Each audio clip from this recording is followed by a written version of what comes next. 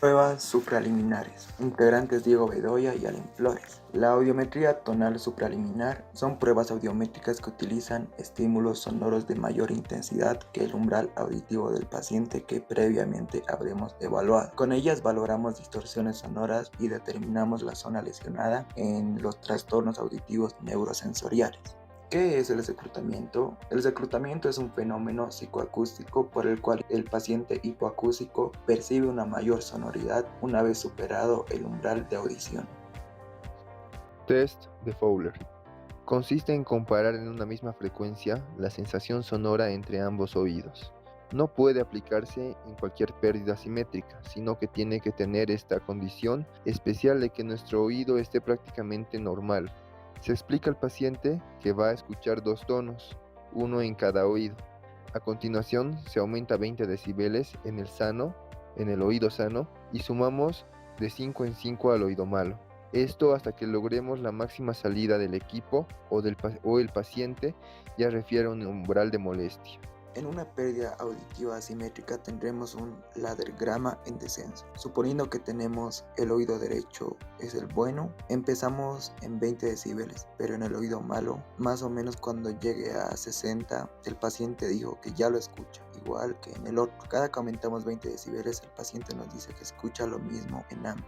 En este ejemplo se equipara el oído bueno con el oído malo. En este caso no hay reclutamiento porque hay un incremento progresivo en la sonoridad. El reclutamiento completo quiere decir que seguimos aumentando los decibeles de estimulación, pero el usuario no sigue el mismo comportamiento, sino que la curva se va aplanando, llegando al nivel de percibirlo igual en su oído normal y en su oído malo. Entonces, esto es un indicativo de reclutamiento. Reclutamiento incompleto quiere decir que la curva no se logra aplanar por completo, pero que la diferencia sea mínima entre la percepción del oído bueno y del oído malo. Entonces, en este ejemplo podemos ver que está con un reclutamiento incompleto, ya que a medida que incrementa la intensidad, la curva tiende a ser casi simétrica entre un oído y el otro. Y también puede suceder algo extraño, que puede corresponder a un desorden de procesamiento auditivo central, y es el decrutamiento, en donde el oído con pérdida auditiva mayor tolera mejor los aumentos de intensidad que el oído normal. Y eso se debería a que el oído normal tiene una hiperacusia, en donde no va a tolerar los incrementos de intensidad, pero el oído con pérdida auditiva sí los tolera.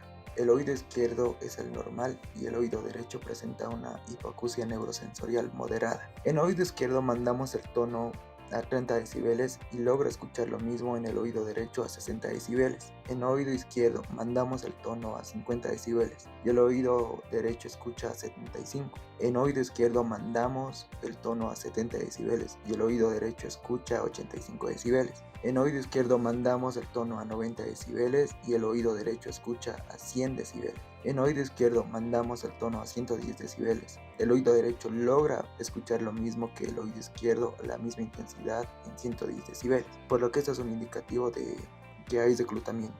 Test de DLI. Este test determina si hay un incremento en la intensidad sonora para determinar si el paciente presenta una hipoacusia coclear o no.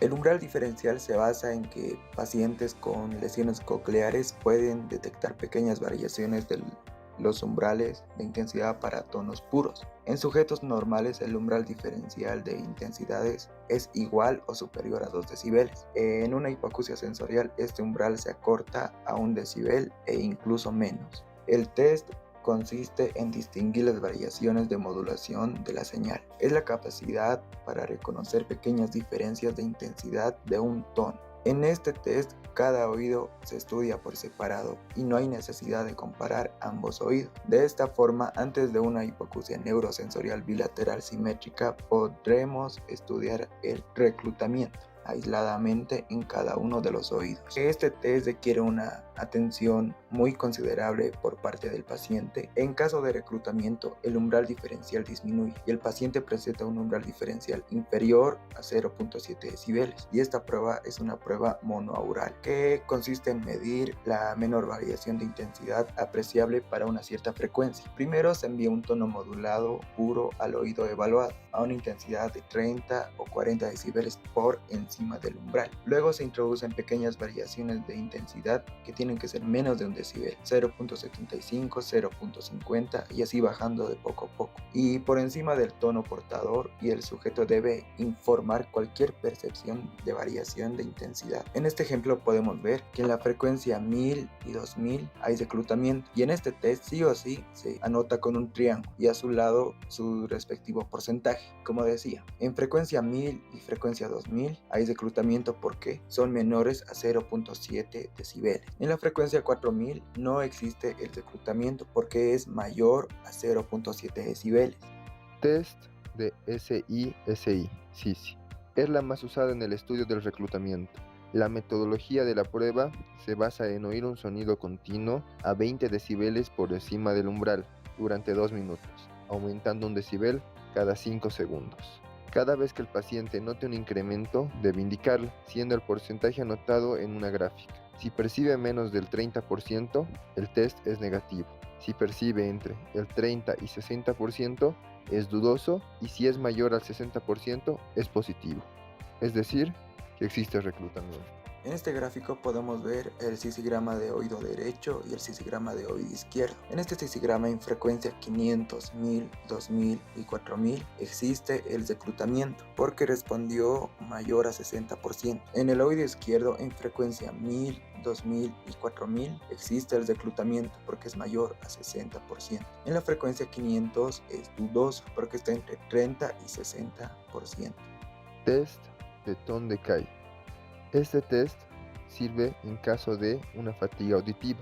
Este es el fenómeno patológico en el que se produce una disminución de la sensibilidad auditiva al finalizar la estimulación, o la diferencia entre el umbral inicial y el post-estimulatoria para un estímulo dado. Explora la adaptación del oído a un sonido durante 1 minuto. Lo normal es percibirlo durante ese tiempo, pero si el oído se fatiga, rápidamente el sonido desaparece antes del minuto. Si por adaptación deja de oírlo, incrementamos 5 decibelios y al oírlo debe avisarnos, y así sucesivamente hasta que perciba el sonido durante 1 minuto continuo. Los resultados posibles son los siguientes: normal, deterioro entre 0 a 5 decibelios, lesión coclear de 10 a 20 y lesión retococlear mayor de 25. En el tone decay, el tono se manda a una intensidad igual al umbral de la audiometría tonal, que en este ejemplo es de 40 decibeles. Aquí evaluamos a frecuencia 2000. Se envía un tono puro a 40 decibeles. Tiene que escucharlo durante 1 minuto seguido. Pero en este ejemplo se va cortando. Mandamos la intensidad a 45 decibeles, va el tono, ya tiene fatiga auditiva. Volvemos a enviar, tiene fatiga. A 50 decibeles, enviamos el tono, tiene fatiga auditiva, se corta el sonido. Mandamos a 60 decibeles, logra completar la prueba. Y entonces tiene caída de 5, acá tiene 2, 10, 15, más 10, 25. Está en el rango moderado, no superó los 25, por ende es una patología coclear, es un tone decay moderado. Cuando hay reclutamiento y el tone decay negativo, la lesión es coclear y no debe pasar los 25 decibeles. Cuando la lesión es retrococlear, supera los 25 decibeles y no hay reclutamiento y el tone decay es positivo. Muchas gracias por su atención.